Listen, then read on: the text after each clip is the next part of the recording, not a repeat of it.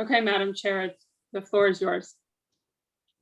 Okay, good evening, everyone. Welcome to the Zoning Board of Appeals meeting for June 7th. Date is June 7th, 2020. 21. 21. 2021. I'm sorry, 2021. I guess what we're going to do is we're going to, First, we need to do the roll. what's that? After you give your speech, we need to do the roll. Oh, okay. You want me to do that first? Give the, you don't want to change the agenda item first? That's what I was going to do. No, let's call the roll first. Oh, okay. Okay, so this is how the meeting will work. We'll call your case and you'll identify yourself to the board. And you'll need to identify your hardship and the reason for your request. Remember, the hardship cannot be financial in nature and it runs with the land. The board will then ask you questions, after which you will be able to, you'll have a chance to speak and answer the questions. You'll be able to sum up any of your thoughts after our questions. We will go into what we call a business session and discuss and make our decision.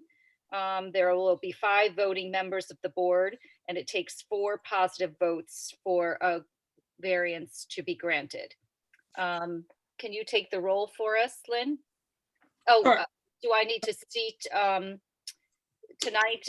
Becky Walsh will be taking, is it Jen's place? Who's place? Jessica. Jessica's place, and then Cynthia will be taking Ben's place tonight. Okay. Okay, so Laura Edmonds, Present. John Mahoney, Present. Jessica Cardone is absent, Luke Toshtian, Present. Becky Walsh, Present. Richard Caratu is absent, Cynthia Dole. Present. Madam Chair, the floor is yours. Okay, well, what we're going to do is we're going to switch. There are 2 things on our docket, and I think we're going to switch them. Number 2 will become number 1, and number 1 will become number 2. So do I need to read that, Lynn?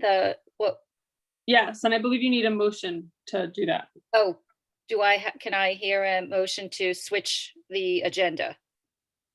Luke Dashon speaking. I'll move to flip the 2 events on the agenda. Becky Walsh, second. Okay, so I'll go ahead and read what that is. Now you should vote on it, Laura. Oh, You had a motion and a second. Now just take a vote. okay, all those in favor? Dashon in favor. Mahoney in favor. Walsh in favor. Edmonds in favor. Dole in favor. Okay, so docket number LNDCV, read the whole thing, right, Lynn? Yep.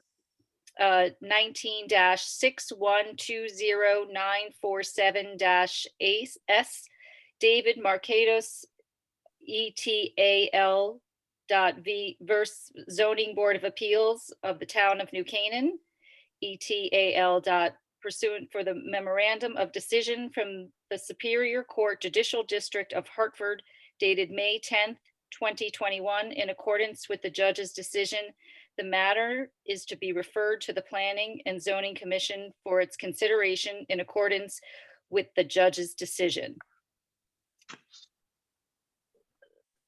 So if we want to take a few moments to discuss this, and then we will we'll refer it to the P&Z to address the application of the appeal.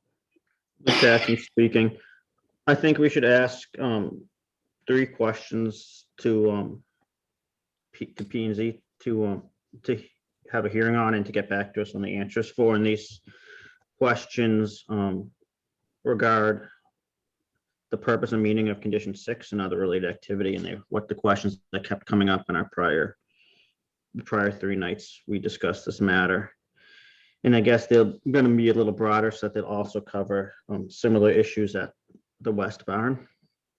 The first question I think we should ask is, what is the purpose and meaning of condition number 6, which provides there should be no material change of the approved use or intensification of any use unless specifically authorized herein. And that's in the September 26, 2017 special permit. So the first question is, what constitutes a material change of the approved use? And the second is, what constitutes an intensification of any use? Regarding the operations center and the west barn. And the second question, it relates to the operations center, because I guess that was the primary subject, and that is, what uses constitute an operations center for security and other administrative operations for the property, as opposed to for the applicant, as such terms are used in condition number 30 of the special permit.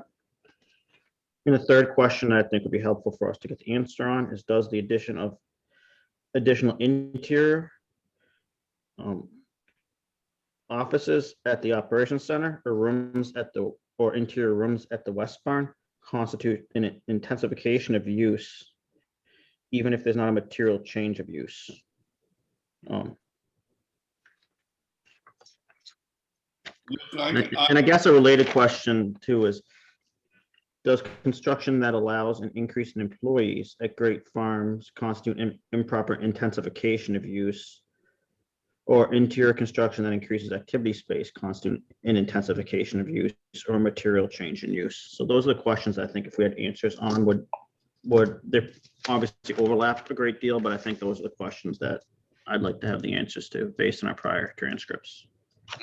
I think my recollection, this is John Mahoney, I would maybe add 2 questions to that. I'm fine with the questions that Luke has proposed. The 2 that I would add is with regard to the operations center, is the employee count and the use consistent with what they had assumed for that building when they granted the special permit? Because my recollection is the operations center was specifically discussed in the permit. The second thing is, because it came up quite frequently and we talked a lot about the method to control growth, was employee count considered to be something they were trying to control directly, or was that being handled through their limitations on parking and visitors? I'm writing those onto my list here, Luke Tasman speaking. I'm going to write those down just so if I make a motion, I can add those to it. Okay, thank you. I think personally, those are all appropriate questions, and zero in on the questions that I think that the court was referring to when it asked the ZBA to refer the matter to the P&Z. So I think that is a proper action by the board tonight. John, Luke Tasman speaking, just so I have this last question right. Is the question, was employee count something they wanted to control through parking count or through what other restrictions in the special permit? Is that the question, or what exactly was the second question? Yeah, I mean, that goes to it. Remember, there was a lot of discussion around employee count, Rick, and that, or excuse me, Luke, that was never specifically addressed in the special permit. My thought was that it was handled via traffic counts, either people, the size of number and size of events, or daily parking restrictions. And I guess the question is maybe different.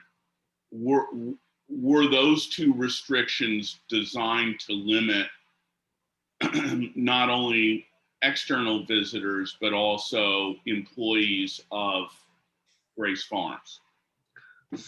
John, so were parking restrictions and daily headcount intended to limit both employees and visitors to Grace Farms? Is that the question?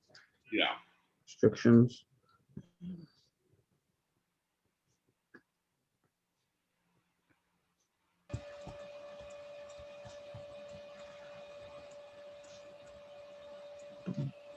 Thank you for taking the notes. Welcome.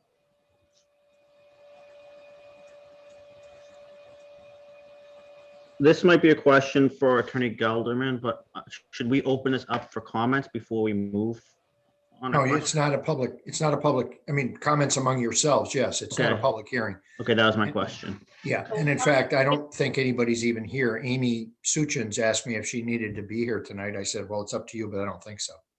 I see her. And Is she I'm- there? I'm Yeah. on the call, but I have. Oh, you nothing. are? Okay, Amy. Yeah, I don't, well, look, I'm not going to certainly cut you off. I wouldn't, if you have comments, you should make them, I guess.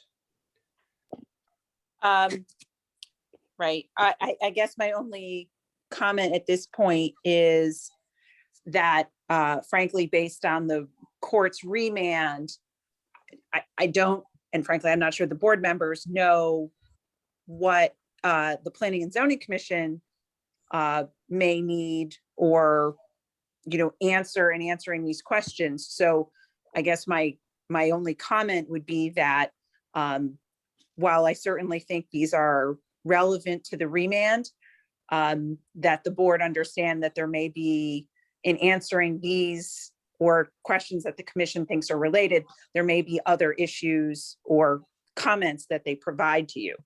I don't think these should be deemed limiting to the commission. Luke Tashin speaking. So I guess we'll have an additional question that just relates to the judge's original order to remand, and whether or not the Planning and Zoning Commission has any other additional information they want to provide regarding the purpose and meaning of condition 6 and other related conditions.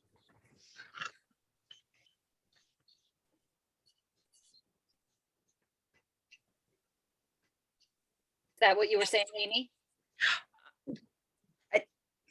In essence, yes, but I think it's frankly, until we're in front of P and Z, I don't know to what extent other issues or comments may come up. I think frankly, this was something that counsel for all parties were discussing this afternoon about what the exact issues and procedures that the P and Z may be looking at as far as understanding the remand.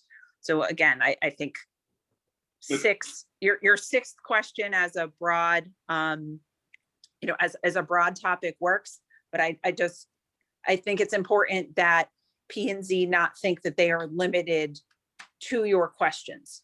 I agree with that because Mhm. that's my concern. We go back, Amy, can you just state your name for the record and? Oh, yep, sorry, Amy Suchins. And this is Laura Edmonds. I agreed with that because that's why I had concerns about like putting it in the question form, but I didn't want them to be limited to what they were looking at. So if there's any way we could. Luke make Tashin it- speaking. So I'll just add at the beginning, without limiting Planning and Zoning Commission, these are the questions we'd like, as well as, that last point about any other additional information they have regarding the purpose and meaning of condition 6 and other related conditions. Luke, this is Becky Walsh. Maybe it's not just related to, condition 6, but, any other information that the commission might want to share with us that they think would relate to this appeal. And their thoughts might be helpful. Yeah, I agree. I don't want it to be too limiting. I want to hear everything, I want to Conditions. hear what's on their mind, Yeah, regarding this matter. we don't know what we don't know, what they were thinking. That was our. Right. Attorney Gelderman, this is John Mahoney again. Just question for you as a point of process. Amy mentioned until we're in front of P and Z. Is that an appropriate characterization? Because it seems to me that P and Z is responding to ZBA, and then ZBA will take action on its on the appeal. Is there a hearing? How does this play out? Well, John, that's a good question. We talked about that a lot this afternoon. What personally I don't think should happen is everybody who needs to say something to the P and Z ought to be able to say it. I don't know that it's necessarily a public hearing, but it'll be a public meeting. And because because I don't think there's any reason to go through the entire hearing process where the zoning permit is being challenged. That's not really the issue before the P and Z. But the issue is whether or not,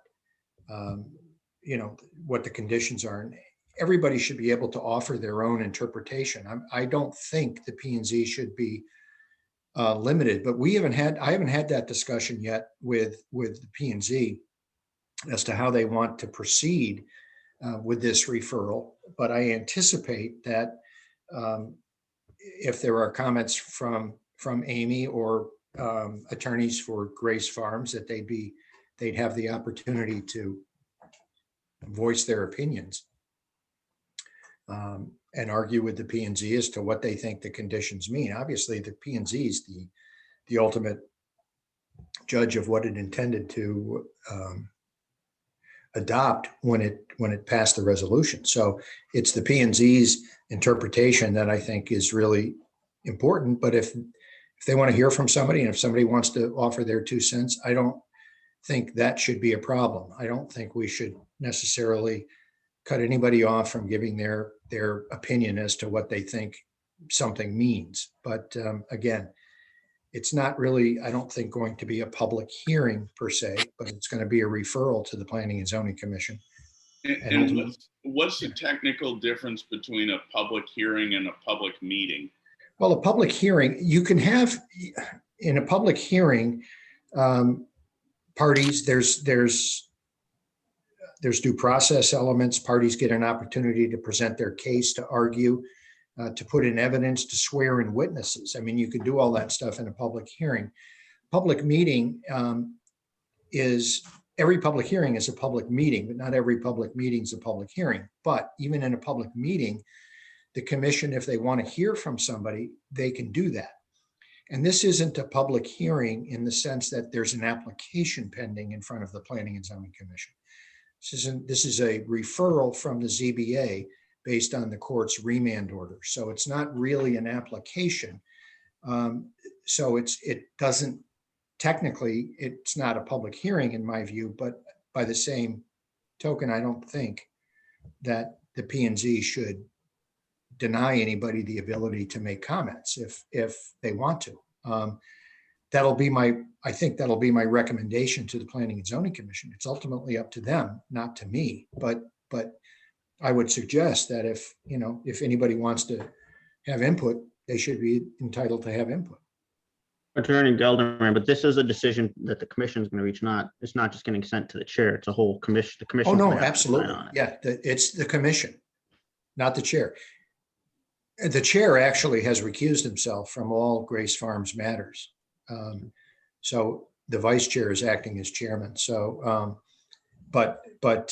yes, no, this goes in front of the entire commission. Presumably at the end of the discussion, there'll be a vote.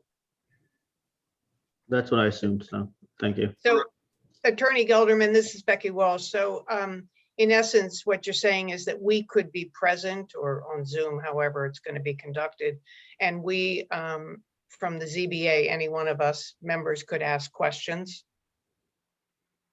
to the commission. I suppose if there's a question that you need answered, that wouldn't be inappropriate. You're really looking to them for guidance. And if I suppose maybe there's a point at which you're thinking we're not getting the guidance that we're really looking for, and you might ask a question. But this is this is virgin territory in the sense that this is an unusual kind of remand. And even Judge Berger acknowledged today that this is not something he's ever done before, where he's asked the ZBA to refer something back to the P and Z, which will report then back to the ZBA. So it's but to the extent there's an unknown, I would err on the side of letting any party that needs to express themselves. Attorney Gelderman, Luke Tashin speaking. I would question how appropriate it would be for someone, if someone wants to show up in their own independent capacity who's on the ZBA, the P and Z meeting. I think that's one thing. But if there's any questions that the ZBA is going to have, I do not think someone as a member of the ZBA should present it to P and Z, except, through this more formalized process. I don't think people from the ZBA should show up and say, I'm on the ZBA and I have these questions. I think really anything has to come through this meeting or through Laura Edmonds. If it's formal, if it's a question by the ZBA, if it's a question of someone individually, I guess they can do what they want. Yeah, I think if we show up as just a person from the town, that's one thing, and we have questions, but I agree, like, I don't think that we should go in that, like in our zoning board of appeal capacity as a board member. Because wouldn't that be considered we're meeting? Well, no, not necessarily, but I mean, I didn't even contemplate the ZBA itself taking part in the P and Z process, because it's the P and Z who's going to report back to the ZBA. So you're looking to the P and Z for direction, and they'll give you that direction. So given the questions that are being asked, I think those are encompassing enough to give the P and Z kind of the parameters of what they should be considering. And I guess, Attorney Gelderman, though, and I'm sorry to pick on process, I'm just trying to understand, because as you say, this is sort of new territory being plowed. But if we then get, if the other parties are there at this meeting, which sounds like they're entitled to do, and we're not, can we be put at a disadvantage because they have heard the internal deliberations, and what we're going to get is a written response back from P and Z? And so then the next time we open this up for a hearing, we get into a disagreement about what was said and the meaning of certain comments, and we weren't there to hear them. At least hear them, as opposed to ask questions. right, there's no prohibition against anybody on the ZBA attending the meeting, whether it's in person or virtual. There's no prohibition against that. The question that I was hearing was whether or not it's appropriate for members of the ZBA to ask questions. And I think, I appreciate Luke's response that if you're asking a question as a ZBA member, it ought to come through the ZBA, not, you can't represent yourself to be asking a question as a member of the ZBA if the ZBA hasn't authorized, the question. I doubt that there'll be a lot of questions necessary, but I think that attending the meeting is fine. There's no problem in doing that. And then this is John Mahoney again. One last question, and and then I think I'm done. Just the other part of this remand. I guess one of the reasons it was remanded to us is that we were not clear in our decision as to why we were upholding the zoning enforcement officer's action. So at some point, are we going to talk as a group about what the deficiencies were and then how we can handle that going forward, so that we are clearer and can avoid something if that's what's appropriate? I think so. Once it comes back to you, you're in a position to, now remember, the case has been decided. I mean, not the litigation, but the matter in front of you has been decided. The board acted, but the purpose of remanding it and referring it to the Planning and Zoning Commission is to see if they give you some information that changes your position. If it does, then reason should be given. If it doesn't, then reason should be given as to why it didn't. I think collective reasons. So. Okay, thank you. I believe someone's here from Luke Cashin speaking. I believe someone's here from Grace Farms, one of their attorneys. So we should probably see if they have anything to say, since Amy had the opportunity to speak. Hi, this is Diana Neves for Grace Farms. I don't really have anything to add. I agree that it's probably not appropriate for ZBA to appear at P&Z as a board, but everything else Pete said, I agree with, and I think it's going to go forward. Or will we have to talk about exactly how the procedures are going to work but I think your questions sound in line with the decision and what the directive was from the court, so. Okay, so this is Laura Edmonds, Attorney Gelderman, do we now make a motion to actually refer it to the P and Z? Refer the questions, I think, that Luke and John articulated to the Planning and Zoning Commission. Yes, there should be a motion. I don't know if you want to reread the questions. Okay, You can't. Luke Tashin speaking. I can make the motion and then reread them. Then if someone wants to modify my motion, then we can add it, but I think I have everyone's questions. okay, go ahead, Luke. Okay. I'd move that we remand, Refer. refer the following questions to the Planning and Zoning Commission. And these questions are not to be exclusive. So these questions are without limiting Planning and Zoning to providing us with any additional information they want to provide us with. But more particularly, the questions that I would move we include are, what is the purpose and meaning of condition number 6, which provides there shall be no material change of the approved use or intensification of any use unless specifically authorized herein? That's condition 6 in the September 26, 2017 special permit.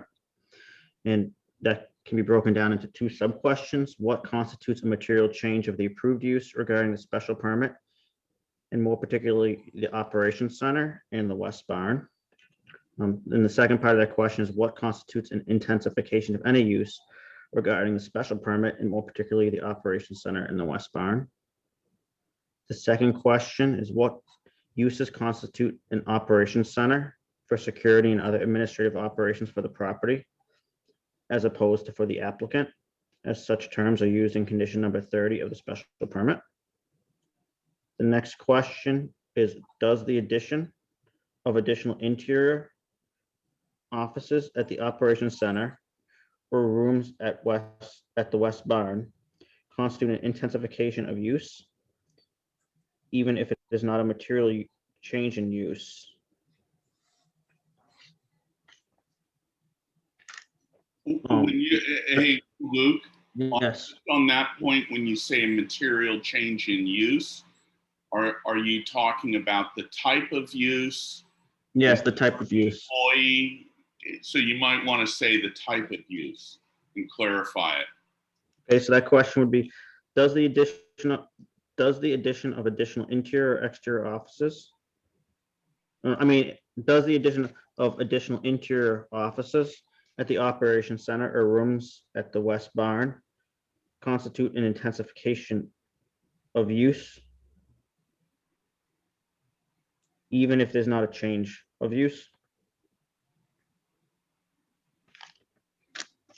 The next question is, does construction that allows an increase in employees at Grace Farms constitute an improper intensification of use?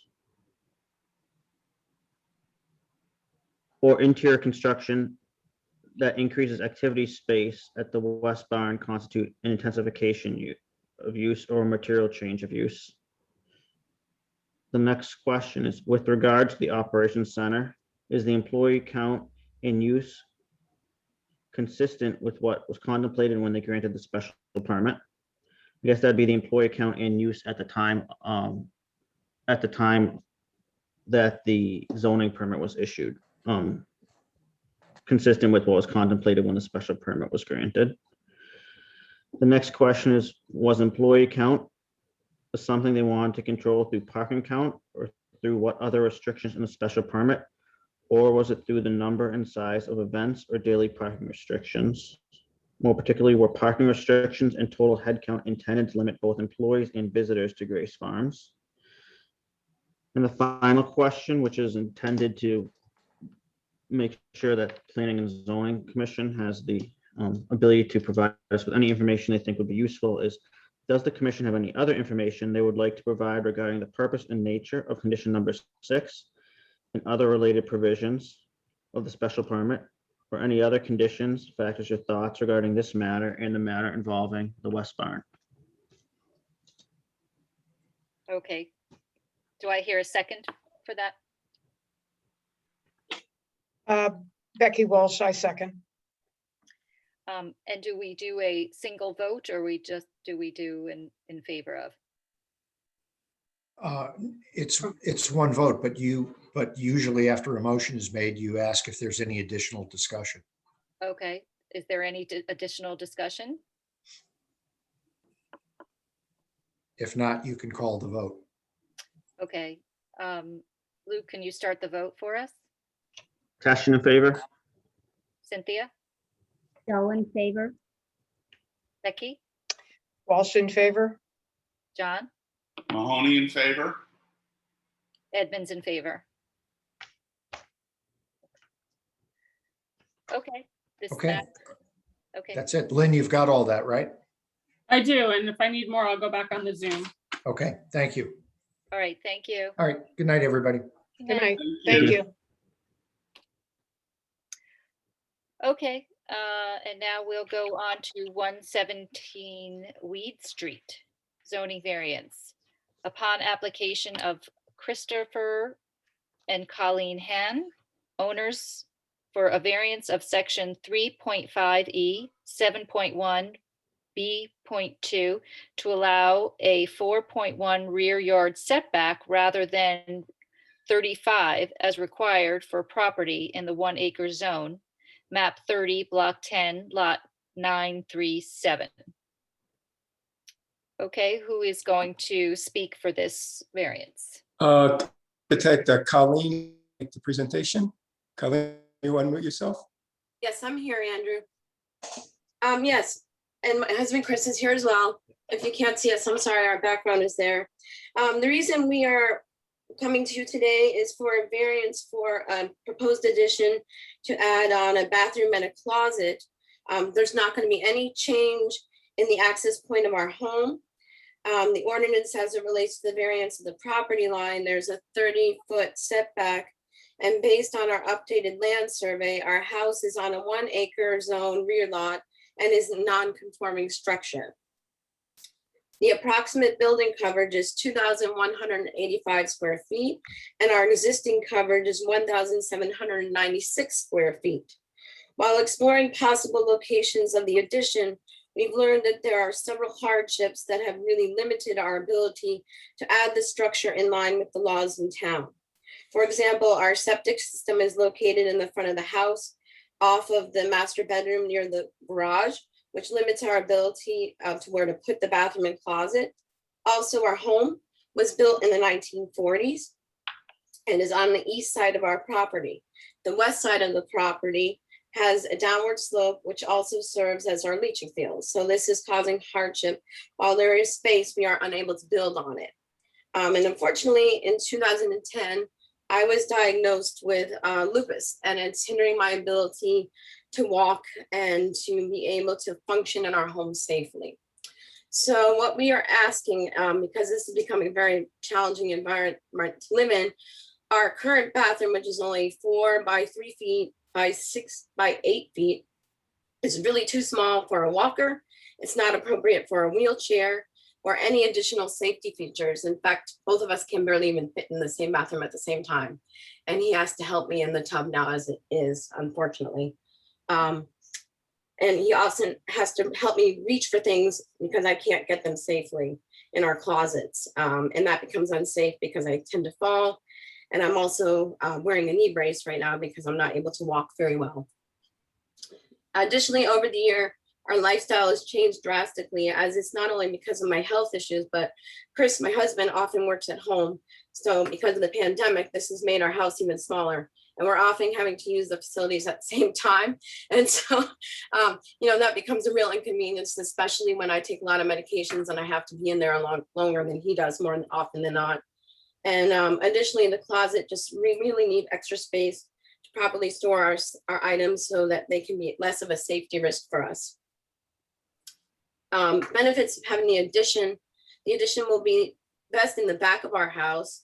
It's adjacent to an existing room, and this will add incredible value to our home and neighborhood and be very aesthetically pleasing. The structure will match the style of our existing house and will have full intentions of putting up appropriate privacy, shrubs, and landscaping, and the property line between the property lines in the house will have more curbside appeal. We just wanted to thank you for this opportunity for the variance. And if you have any other questions, we greatly consider your appreciation for this. Thank you. Oh. Yeah, no, and currently I'm not able to work, just so you know, so I'm home all the time. I'm on disability as well. Okay, thank you. You're Are- welcome. Any questions from the board? Question. Is there, there's the plot plan I see, but I don't see any, you know, we don't, I don't, generally our applications, I don't want to say always, 'cause maybe there was some time it didn't, but we always have a depiction of what we're voting on here. There's nothing that shows, you know, the height, the windows design, anything that I saw, unless I'm missing something here in the application. There's the rest of the architectural with the package. Can we see those, Lynn? Do you have them, or do you share my, my, Hold on one second. Colleen, or do you want me to?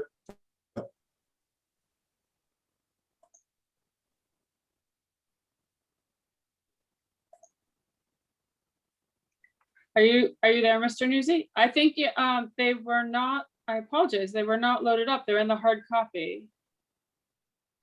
All right, share my, Can, are we required to post those to the website before the meeting, like for this to be valid? Luke Tashin speaking. Yes, but you don't need the elevations or the architecturals to make a decision on the ZBA is a straight dimensional standard. So that's additional information that you're looking at.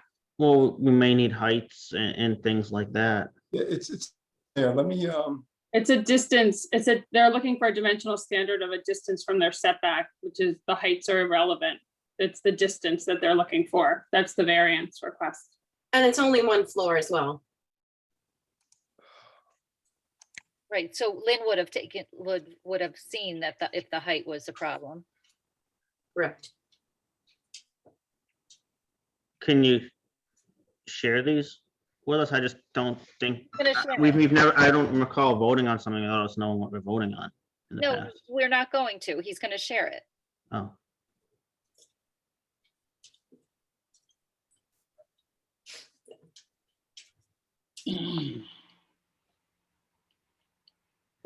That's correct, right, Mr. Nuzzi?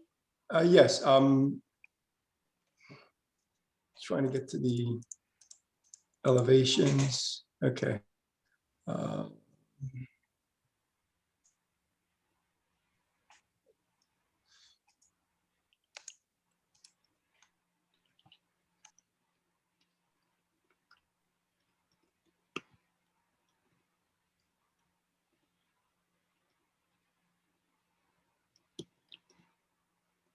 Can everybody see the screen?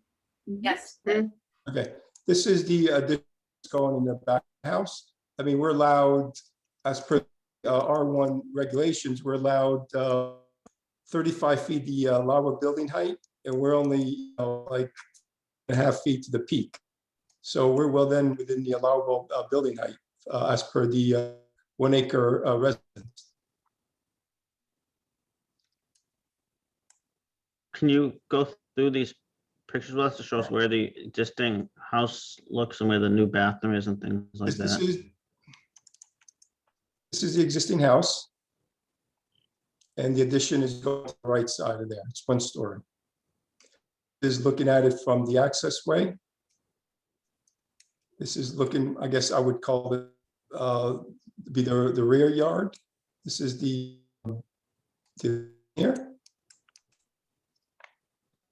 I mean, that's all you'll see it from. You're not going to see it from any other corner or sides.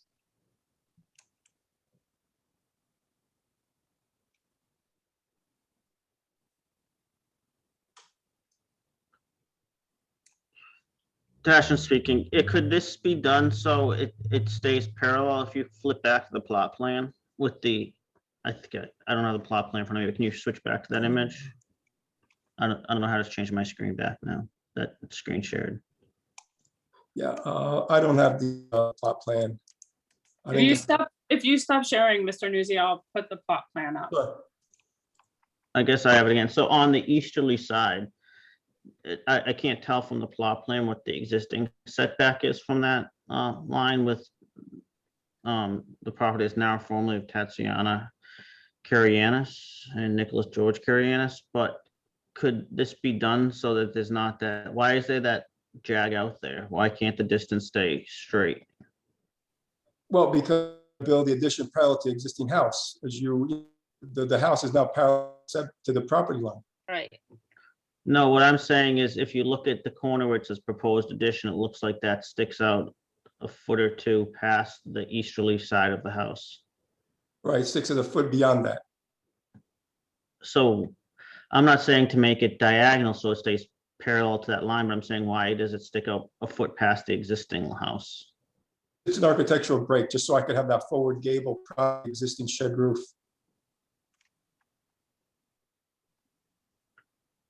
Because as I see it, if it's making the property, significantly more non-conforming. This isn't a small ask here with a 4.1 setback. And if there's a way to do it without that jag, it would seem to me to, I don't want to nickel and dime things here, but it seems like this is pretty close to the line compared to what we would normally see. If we align it with this, I mean, the most you're gonna get probably like another foot here. If I align it with the, I guess if we call the back of the house in this corner, it's only, that's that 4 point is probably gonna increase to 5.1. Because like the house is not parallel to the property line. And is it filling in that jog in the house? That's basically what we're doing, yes. Yeah, you're filling in that jog. And the only reason, like I said, the only reason I'm bringing forward a foot is so I can have a gable here that's facing east, rather than, have two gables flush. It's architecturally, aesthetically, it's not the most pleasing thing. So it's an overhang? No, it's just a jog. It's just a 1 foot proud of the existing house. Okay. So this is John Mahoney. Are you suggesting then that that jog is showing the overhang, but not necessarily the curtain wall of the property? No, that's the actual house. That's the foot of the house. Okay. There's no box style rake or anything. It's just a flush rake board. Luke Tash speaking. So is there going to be an overhang of the roof past what we're seeing here? So, or is that 4.1 to the closest point to the house? That's to the foundation. Of course, So it's you going got to be closer than that even to the line. You got the plywood, you got the sheathing, you got the plywood, then you got the.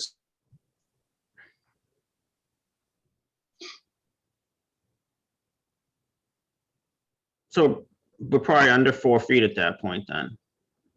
To the siding. Correct. Yeah.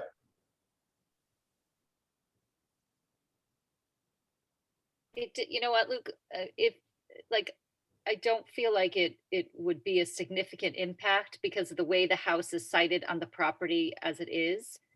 It just is to me, just sort of filling in a space that isn't there anyway. So I don't feel like it would be a significant impact from the way it is already.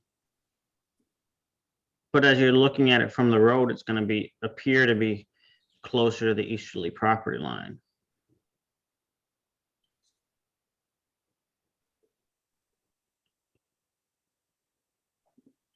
This is Becky Walsh. I noticed when I was visiting the property today, it looks like there's somebody building to the east of Right. the house. Are Right. those, have you spoken to them about this? Do they have any feelings about it? Are they on this Are they on meeting? the call? They're not on the call, no, but they haven't objected to it. We've sent them all the notifications. They're the ones who would be really impacted. Maybe Mhm.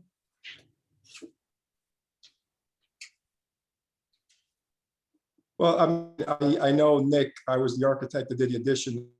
He actually referred me to Colleen. So I think that Colleen and Christopher spoke to him, and I don't think he would object, even though he's not present.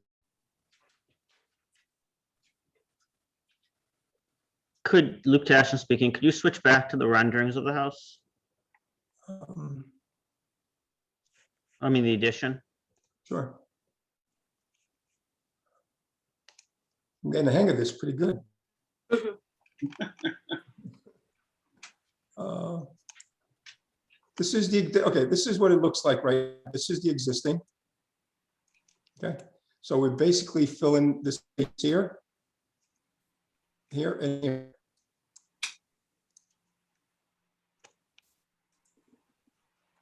This is in the floor plan. That's our 1 foot jog offset, so I could have a gable facing north.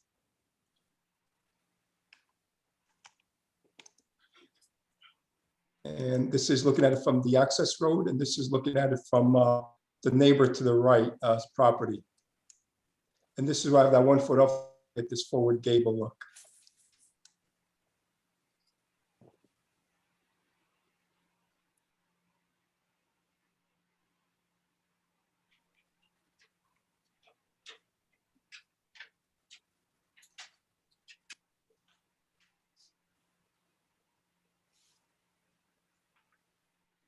I feel like there's some really topographical hardships here. As far as, I think they've tried to put it in different places. Yeah, I mean, we could, it's really the only place without impacting the septic system, and that's in the front of the house. Passion speaking, I think the issue is just what's the question that we have to answer is let's assume there's a hardship that relates to the lot, and that so we can grant a variance. It's definitely The slow. question then becomes what's the minimal scope of the variance, and that's the question that I have is what is the minimum amount we can grant is essentially the question I have here. I'm past the hardship issue. Luke, this is John Mahoney. Luke, is it the jog that's bothering you or the overall size of the addition? If I may speak, I think what Luke is, what the proximity of the addition to the property line, is that Correct. I was questioning if there's a physical need versus an aesthetic need for this additional one foot or so. It's going to be past the line because we're looking at this being less than 4 feet to the line once this is done, and that's getting super tight there. You can't put bushes, you can't do anything in 4 feet really, even to screen it or do anything. And it's actually under 4 feet. So if they could keep that line straight, it would seem to me like it would be something that would be beneficial. Pushing that addition back, would that work with you? That would be helpful to me. I'm just asking if that's possible. I don't want them to move it a foot and then they end up with issues, some other sort of that's why I'm issue. asking if it's okay with Colleen, if it will work, making everything, take 6 inches out of the bathroom and make it 6 inches out of the closet, make it work and make it flush along this easterly elevation. That would be okay with us. Okay. Yeah, and right now there's a stone wall back there and a bunch of trees that we had just taken down, so there's stumps. So there's going to be no other buildings from the neighbor there at all, except maybe his driveway might be near there. That's about it. So Can I ask, what is the distance between the existing house to that stone wall right now? Do we know? 9 feet. No, I don't think we have the exact number. It's only half. If you stop sharing, I'll pull up the survey because it shows on the survey for the back of Okay. the.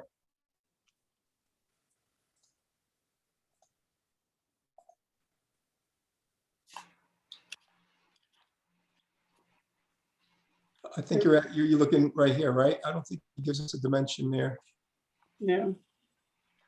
Tasha speaking, I don't think we're going to keep it consistent with the setback just because that line's not parallel. I'm not saying to keep it consistent. I'm saying if it was squared off without creating some major issue. And I think also, I don't know what they plan on doing to screen it in that really little bit of space that's left there, but I would like to hear about that too. Like if they could square it off, and it sounds like maybe that's possible, maybe it isn't. And what they were contemplating doing to screen that because it's so close to the line. I have talked to the neighbors and they want to put a fence up.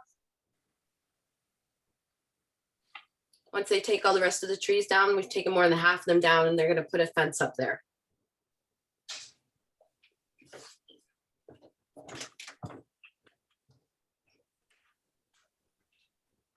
Cynthia, do you have any comment? I'll be honest, I don't. I went by the house today. I saw the building that was going on behind it. I have to say I'm not as concerned as Luke might be in terms of the proximity to the line. You can see that when you look at the house, it's not, I would say, positioned, straight on the line. It does jet out like you're saying. So I'm okay with what is being proposed. So no, I don't have any questions.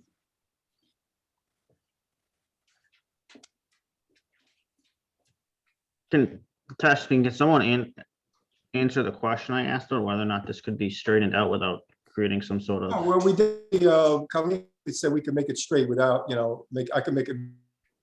She said she's okay if we flush, along the easterly wall. I can make it flush. So that cuts down the extra foot. Right, so the distance would probably increase like it's a V shape, maybe 5 feet, 5 point something. I'm more comfortable with that, and I think if we could add in a condition that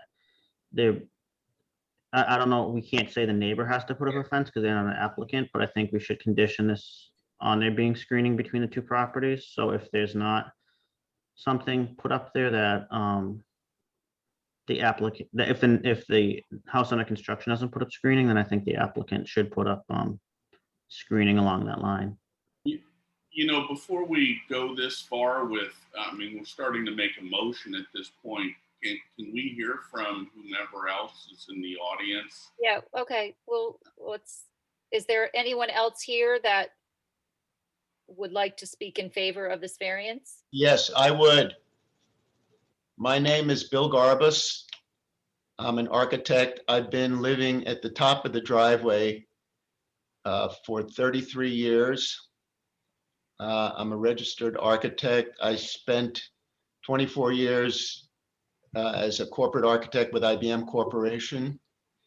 I have extensive experience with renovating multiple properties. I've been a neighbor of the Hans for, I don't know, it's probably 20 years or so. They've been terrific. They've been contributors to the driveway association. They have improved their property multiple times. They're a real asset to the whole driveway association. And I vote to give them a break. I really think you're splitting hairs with this. What difference does it make? 1 foot difference to the line?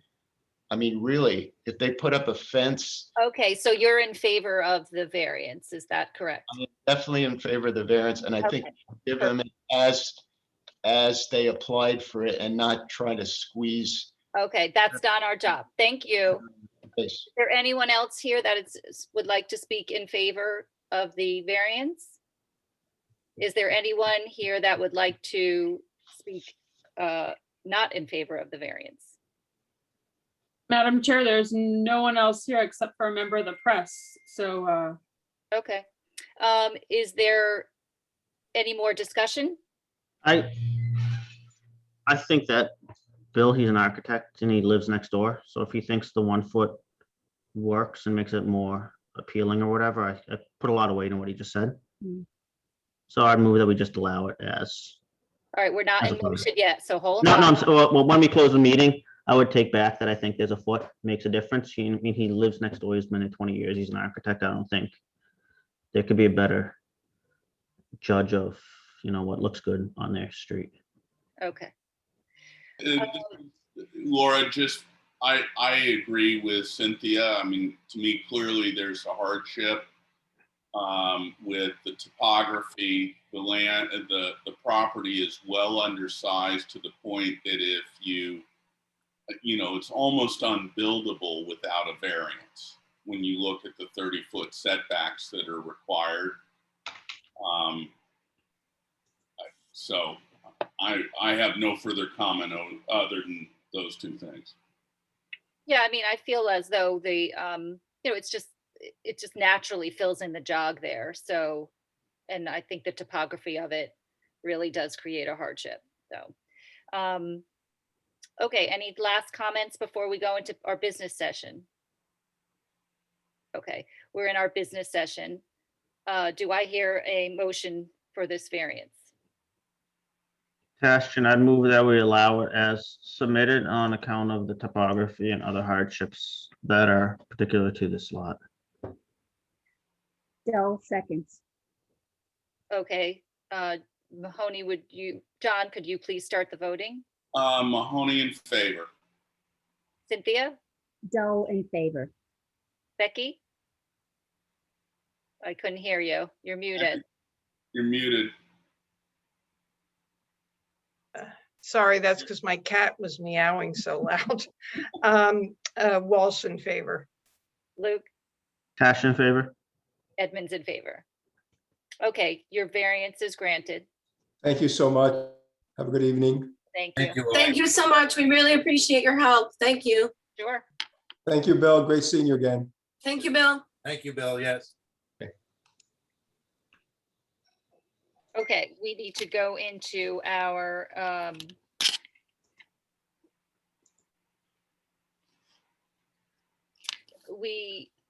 Lynn, are we talking about our minutes? Do we have a few minutes that we need to go over?